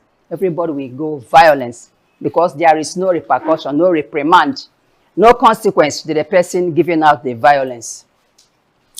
So victims of this violence suffer sexual and reproductive health consequences. There's HIV/AIDS, unwanted pregnancies. Some result to unsafe abortion because pregnancies can come up. Traumatic fistula for underage children that were forcefully violated. They can have problems with their reproductive organs, sexually transmitted diseases, and sometimes even death. So it's as bad as that. Next slide. So types of sexual and gender-based violence. We have intimate partner violence. That's husband and wife violence, you know. Either of them is violating the order. And then we have this violence is divided into 4. This is physical, emotional, economic, and sexual. In the physical violence, we have intimate partner violence. That's where either of the partner is violating the order. Human trafficking is a sexual and gender-based violence. Infanticide, killing of children. Honor killing and maiming. All these ones, they are sick. Let's help them to die. It's a gender-based, it's a violence against person. Then cyber stalking. You know about this one? Monitoring somebody, cyber bullying, you know, using the internet, the Facebook and everything to, you know, abusive words and all that and everything against people. That's a female genital mutilation. We have talked about that one. Acid bets, pouring acid to somebody. Then rape in conflict situations. These are physical violence. We talk about bodily harm too. When you beat somebody, use hot iron. Then, yes, some people use hot iron on children. Hot iron to, you know, to plaster their body, or use object to cause physical harm on somebody. And there is a physical injury. They are all physical violence. And when we come to emotional violence, you have abuse, humiliation, confinement. There are in some marriages, some spouses, the words they give to their spouses, partners, or parents, or even your partner, the words they speak to you, they emotionally violate you. You cannot see these ones, but it's a violence. Some people are living in a situation where they are humiliated. How safe? Nobody tells you what that will make you feel like you're a human being. Or you are confined in a particular place. You can't go out. You stay there for a long time, either unjust imprisonment, or, you know, isolation, and all that. Maybe a husband marries a wife, you don't allow her to go out, she has no friends, she cannot interact. Or parents too, they isolate their children. I have seen in those when we are growing up, there is one man, these religious fanatics. It cuts the children off from interacting with other children. They are just there on their own. And if you see those children, they never grew up. As we are growing up, none of them grew up to become a normal human being because they never interacted. They go to the school, they stay on their own. They come back home. When nobody visits their house, they don't come to visit other people. All these are emotional violence and confinement and isolation. Then intimidation. You understand? Issuing threat to somebody, either through phone calls, through text messages, or verbally, you know, intimidating somebody. Then social exclusion. All those things, you know, that we make them, they don't look like, they don't feel like human beings. It's degrading them, and it's telling us that their psychological well-being. And then ostracizing, cast him out of the society because he did this, he did that. Then sexual orientation. Subject somebody to say, it becomes a sexual toy. object of sex. It has no say. It can't say yes. It can't say no. You know, when it comes to making sexual distinction about himself. So all these are emotional violence. Then you come to economic violence. Then there's discrimination and denial of opportunities. Yes, you can't have this. This is for this. This is for that. You are not qualified to take this or that. So forced marriages, early marriages, denial of education for women and children. All these are economic violence. You understand? Then they come to sexual violence. We have forced marriage, intimate partner violence again, sexual exploitation, prostitution, survivor sex, rape and marital rape, child abuse, defilement, and so on. Marital rape. Do you know that people in marriages? Father, am I right? Yeah, good. So all those ones are sexual violence. And then child sexual abuse, defilement, and incest. That thing is incest, right? It didn't yes, incest, yeah. That is relationship between blood-related people, persons. Yes. Okay, next slide. Okay, good. These are images. This is for image. Yeah. You can see this one is a woman beating a man. I believe this is a movie. Image taken from a movie, but this happened in the real life of it. This is a woman now beating a man. And the other one is the husband beating the wife, meaning that anybody, either of the partners, can violate the other partner. So, next slide. Okay. Women as sex slaves and instruments of war. You see this one, it's a sexual violence too. I think this is the picture of the Chibok girls or something like that. Yes, the girls were kidnapped by these terrorists and they are using them to satisfy their sexual urge and all that and all. And used as instrument of war, holding them hostage, making demand from government and all that. So it's a violence on these girls and women. Next slide. So harmful traditional practices against women and children. Violent practices considered acceptable by the society, but which are against justice, equity, good conscience, and natural justice. This include tying women down to domestic issues. These are harmful practices, to women. But to our small society, is a normal thing. But in the general sense of it, it is not acceptable. Do you understand? Tying women down to domestic issues.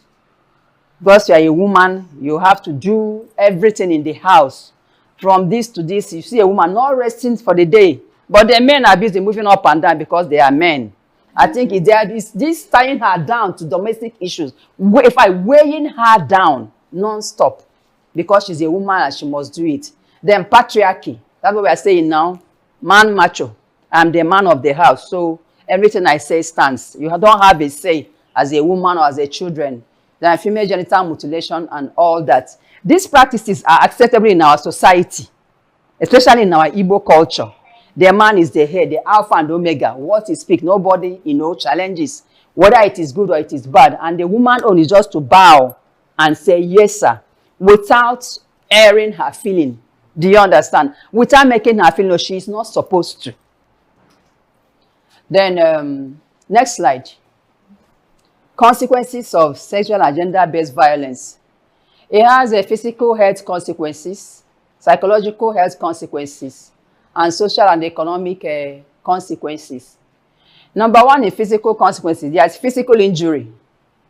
There is HIV and AIDS. That for somebody who is battered, you will see that physical injury is a health consequence.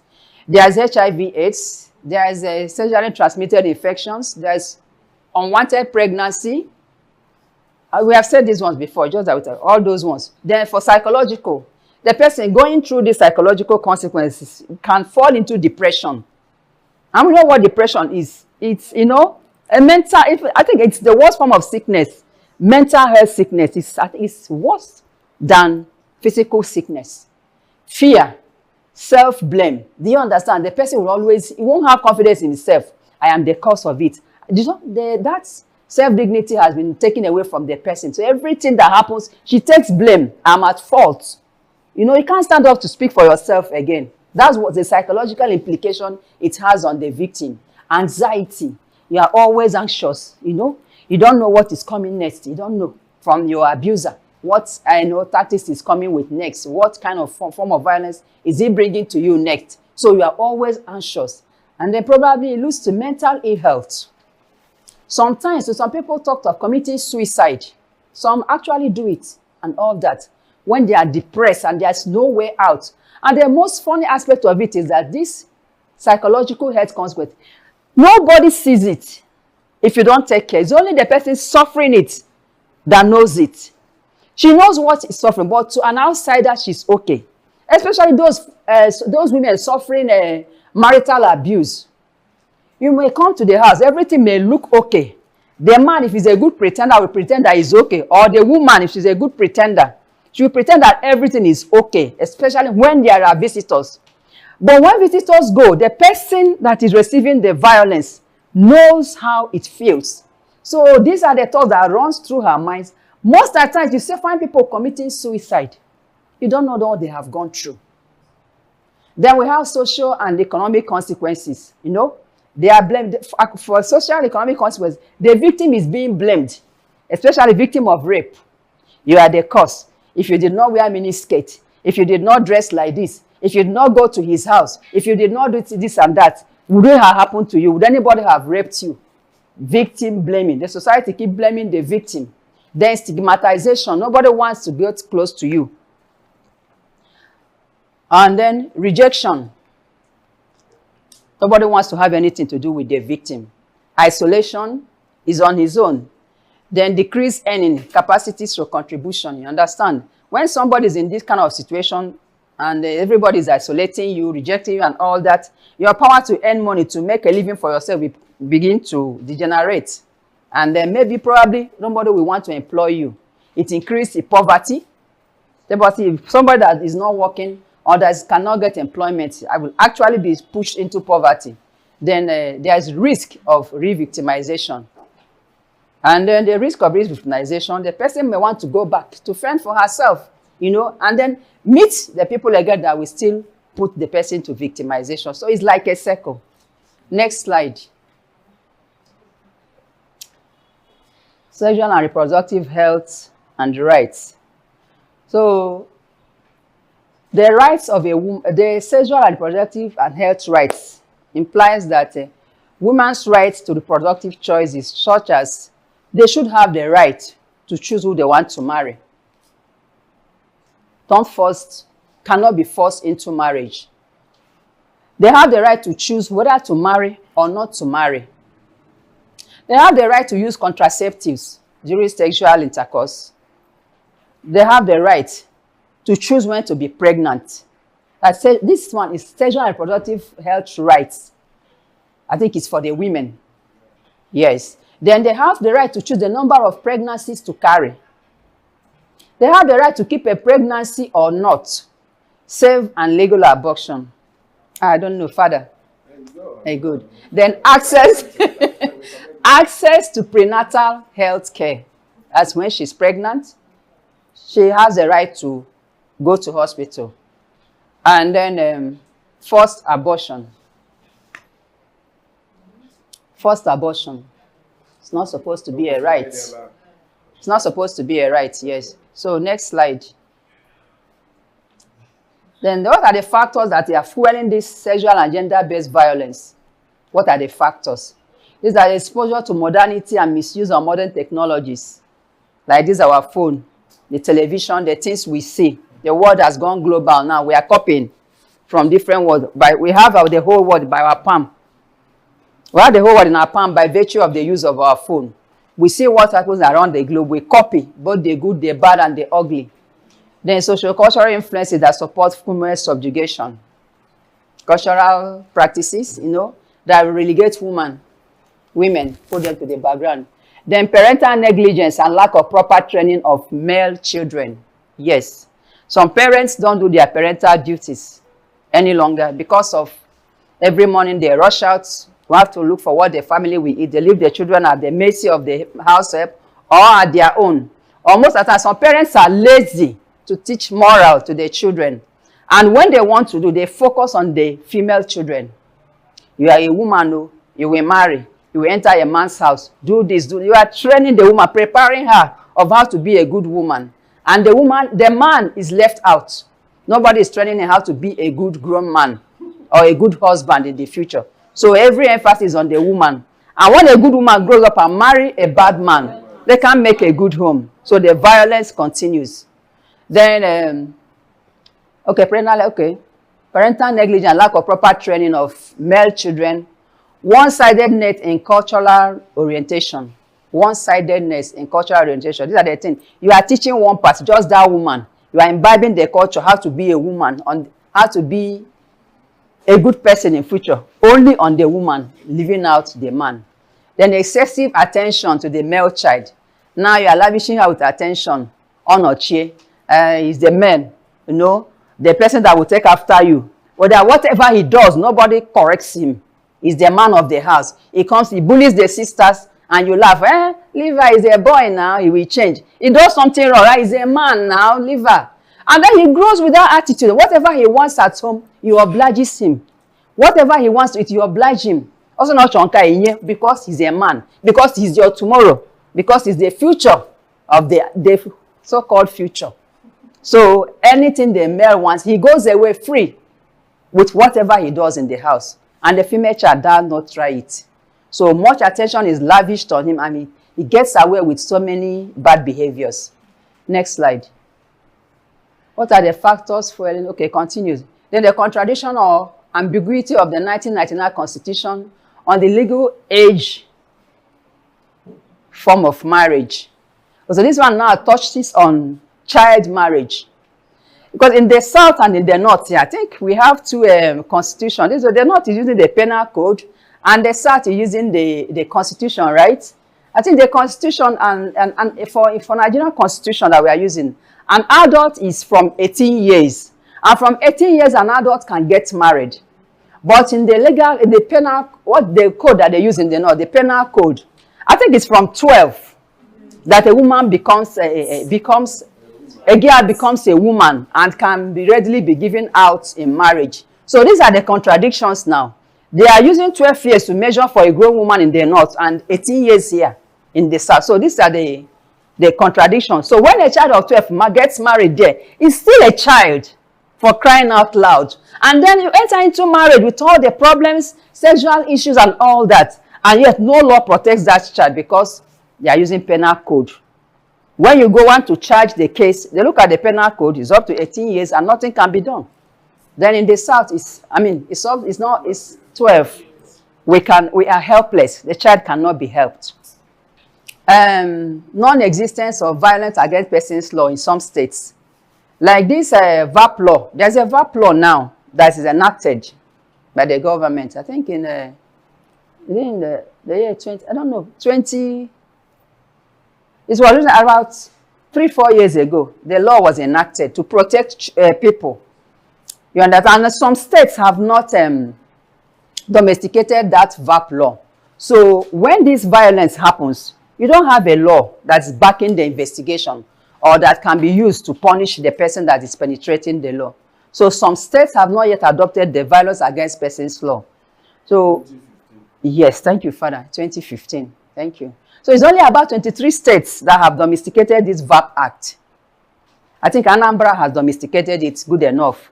So if anybody commits a crime of violence against anybody in these other states that have not domesticated it, there is no basis for investigating the case or for even punishing the offender.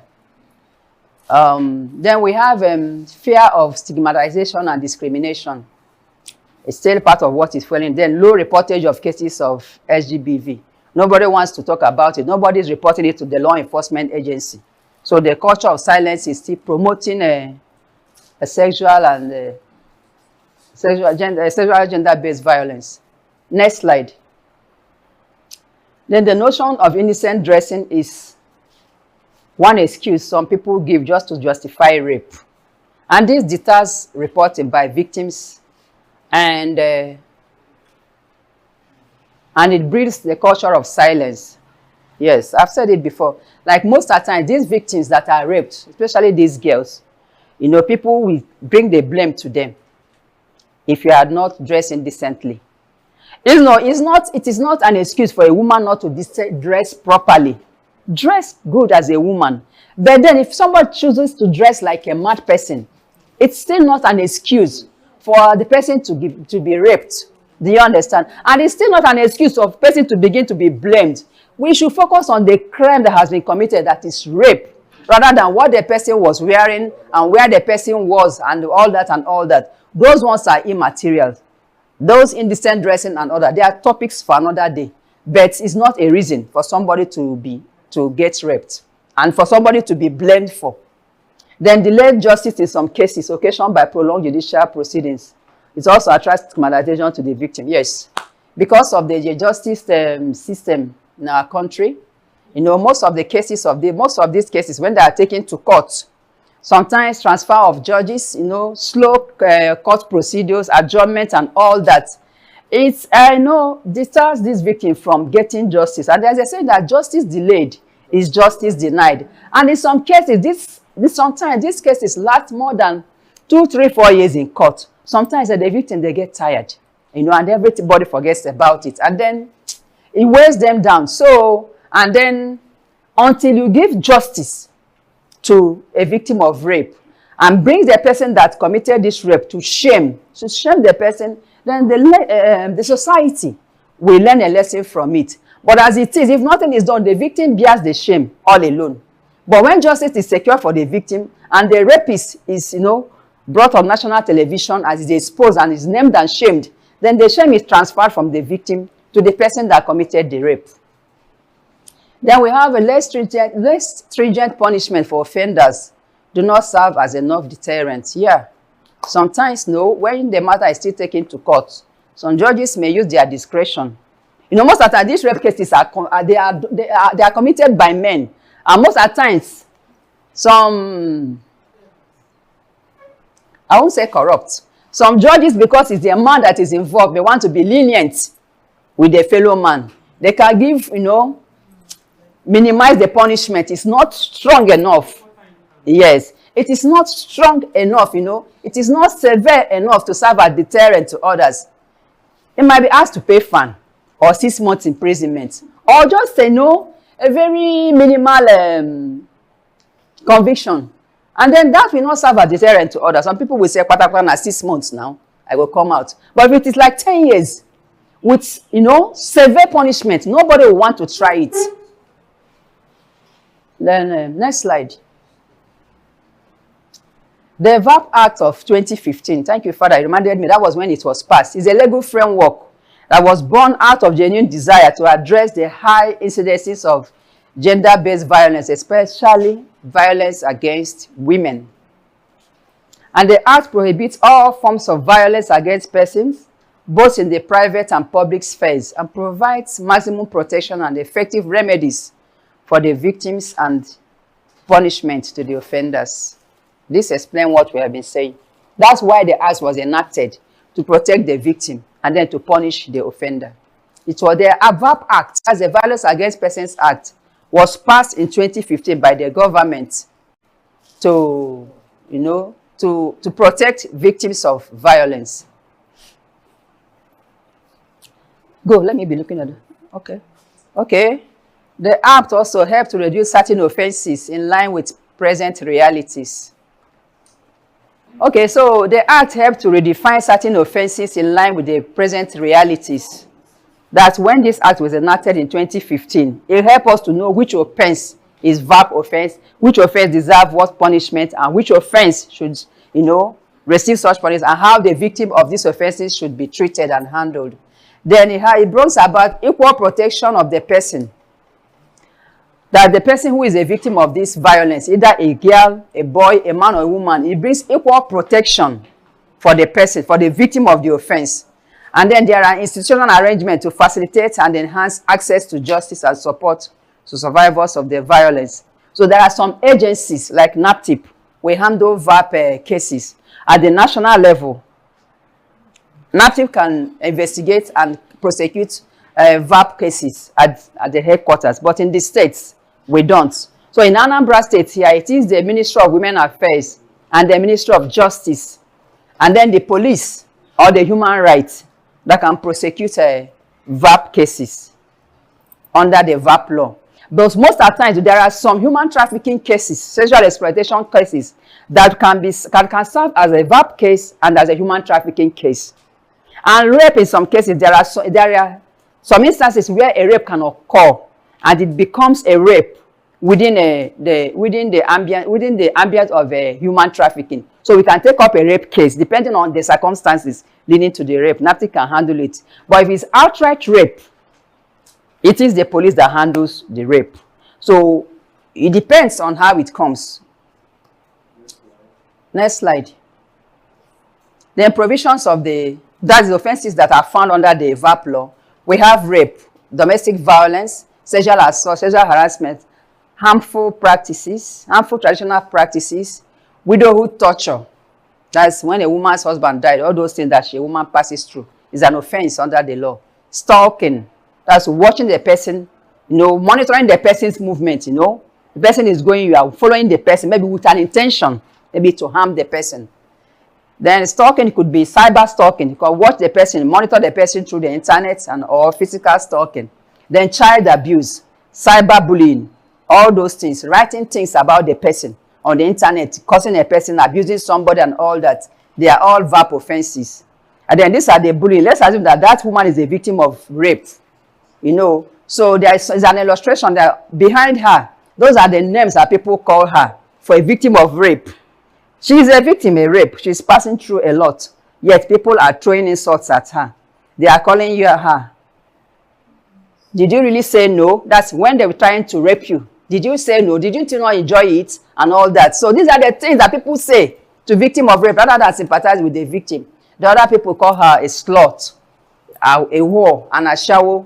And then, where is your proof? Do you have any proof that you were raped? And then you are fake and all that. All those annoying names. Instead of getting sympathy from the public, she's getting backlash, tongue lash, and all that from the public. Natasha. Thank you. Like case of Natasha.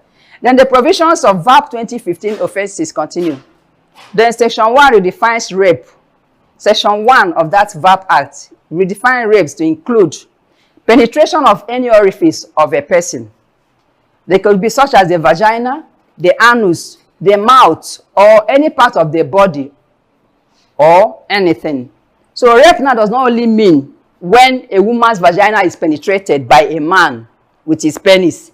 It could be that the anus is penetrated too. Men can be raped too, through the anus, and then through the mouth too. You understand? When an organ is inserted in the woman's mouth, is rape. And then, or any part of the body that you are not supposed to touch. You recently touch the breast of a woman, the buttocks and all that. If they're able to prove it, it is rape. Rape is not only when penetration happens. It's when you touch a person where you're not supposed to touch indecently. It is rape. This means that a man or a woman can commit rape. A man or a woman can commit rape. It's not only a man thing. A woman can equally commit rape by virtue of this definition. And then rape is no more just the penetration of the vagina only. So any part of the body that you decently touch. Then forcing another person to engage in any conduct or sexual act that will adversely affect the victim's well-being. When you force a person to perform some sexual acts, it could be dancing naked, doing anything that will affect her well-being. Any sexual act is rape. And then prohibits female circumcision. That's what the act prohibits now. It prohibits female circumcision or genital mutilation. It doesn't permit circumcision again for the female. Just leave the woman the way God creates them. Don't go and say, because if you don't circumcise her, she will become promiscuous when she grows up. It's a violation of her right. That place is not meant to be touched. And then prohibit forceful ejection from home without due legal process. Yes. Like for the landlord and tenants too, if you don't give due notice, quick notice to your tenant, and you just wake up one morning and say, leave my house, you are committing a violence case against the person. Give due notice before you eject the person out of your house. Then it prohibits illegal detention or any other form of deprivation of a person's liberty, except in fulfillment of a court of order. This is clear. You can't put the person under detention without a court order, no matter what. Then it prohibits forced isolation or separation from family and friends. Prohibits emotional, verbal, and physical abuse. Prohibits harmful widowhood practice. It prohibits abandonment of spouse, children, and other dependents without sustenance. Yes. For this husband that will just leave their wife, pursue their wife with their children. You don't send money for the upkeep of their children. You don't send money for their welfare and all that. It is a violation of the VAP law and is punishable by the law. Prohibit the beating of a married or intimate partner. Prohibit harmful traditional practices. And then prohibit the use of chemical, biological, or other harmful liquid on another person, like acid bath and all that.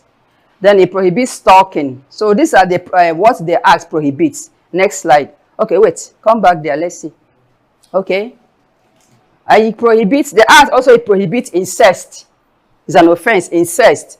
And then it prohibits, that's engaging in sexual intercourse with another person within the prohibited degree of consanguinity and affinity. There's certain degree that's exactly. If you have sexual intercourse within a person that's close to you without breaking that fourth generation, is a crime under the law. So let's go. The next slide. Okay. Okay, these are statistics of cases that NAPTIP have handled. Just go on at the headquarter level. Efforts by NAPTIP. What has NAPTIP done in enforcing this VAP law? I think in creating in Nigeria, NAPTIP has created a sexual offenders register in November 2029. I think this register is a national register of which the police, the immigration, all law enforcement agencies have been trained on how to upload offenses that they have handled in their various agencies, to upload it to that national crime register, so that anybody, any offender of this crime that either is prosecuted or is undergoing investigation for this crime, the person will be under that register. And when the person is convicted, nationally, the person will be shamed nationally.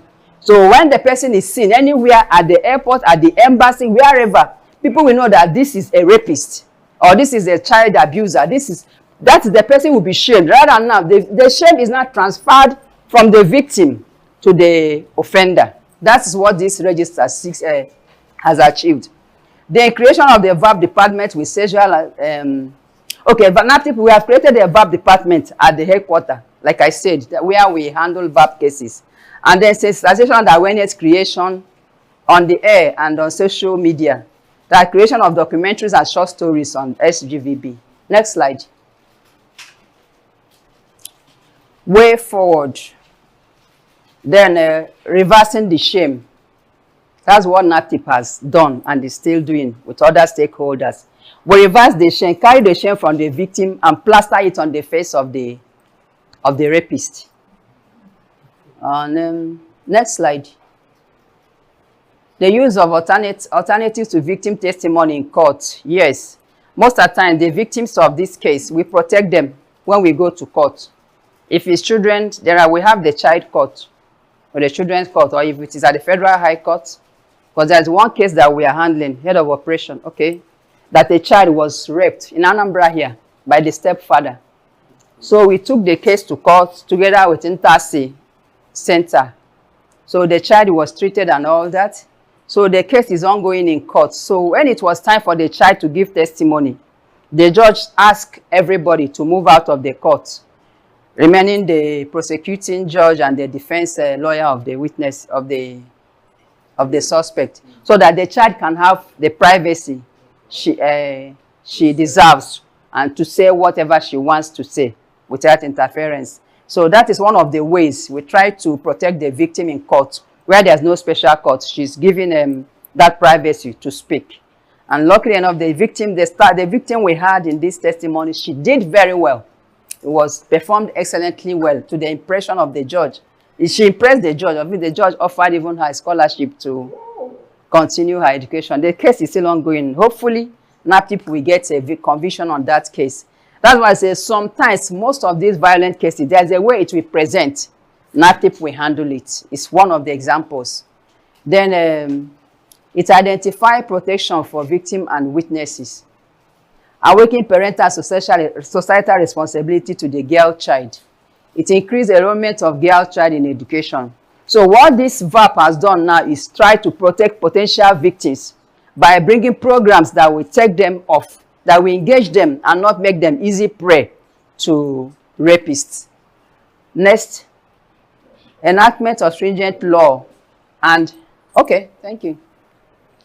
Okay, enactment of stringent laws and firming up punitive rewards to offenders. We have tightened the law and punishment has increased for the offenders.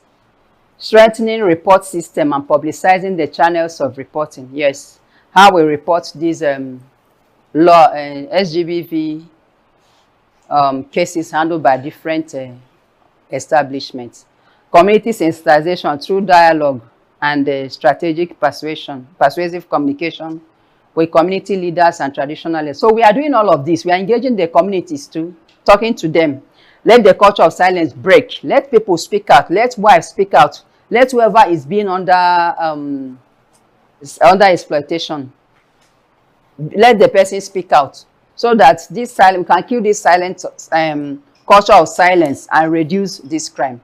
The rape and violence issues, prevention and remedial action should feature more in the curriculum of schools. I think we have made the recommendation for this to be included in schools so that we teach the children at young age what this is all about.